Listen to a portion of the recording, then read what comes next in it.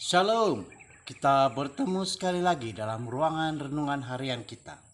Februari 28, 2022. Diubah untuk selama-lamanya. Dalam Yohanes 3 ayat yang kelima. Aku berkata kepadamu, sesungguhnya jika seorang tidak dilahirkan dari air dan roh, ia tidak dapat masuk ke dalam kerajaan Allah. Semasa Nikodemus berjalan dalam gelap, jantungnya berdegup-degup karena dia merasa seronok.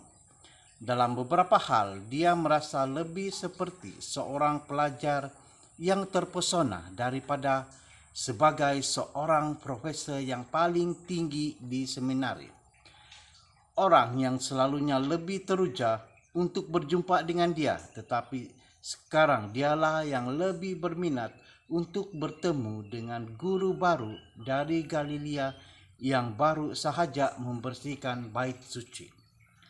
Walaupun bersemangat dan teruja, namun Dr. Nikodemus tidak bersedia untuk mendengar kata-kata pertama daripada rabi yang lebih muda dan tidak bersekolah itu.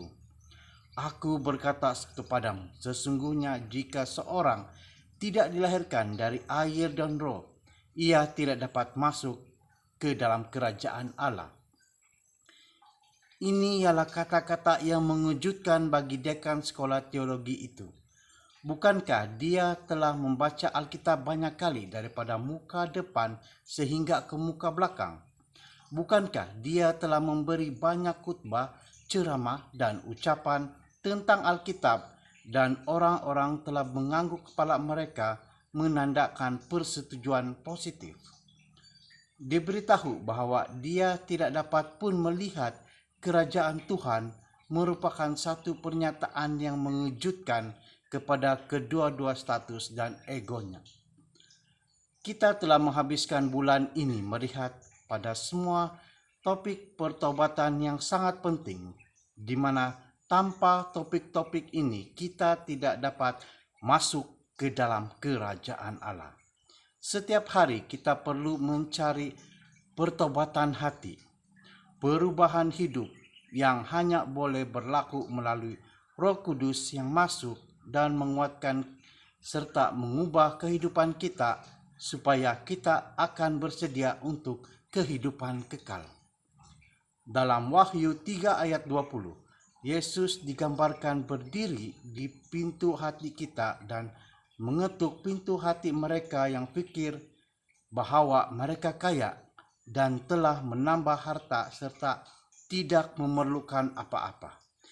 Janganlah kita berpikir dengan mempunyai informasi yang betul boleh menggantikan transformasi yang Tuhan ingin kerjakan dalam hati kita setiap hari dalam hidup kita sampai Dia datang kembali untuk membawa kita pulang selama-lamanya.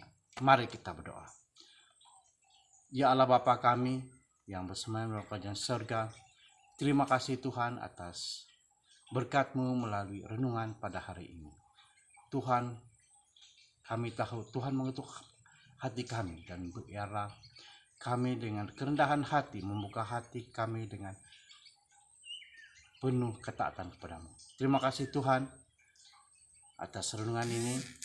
Terima kasih Tuhan juga kepada berkat yang Tuhan sudah berikan kepada kami. Dalam nama Yesus kami berdoa. Amin. Terima kasih kerana telah bersama-sama saya dalam renungan pada hari ini. Amin.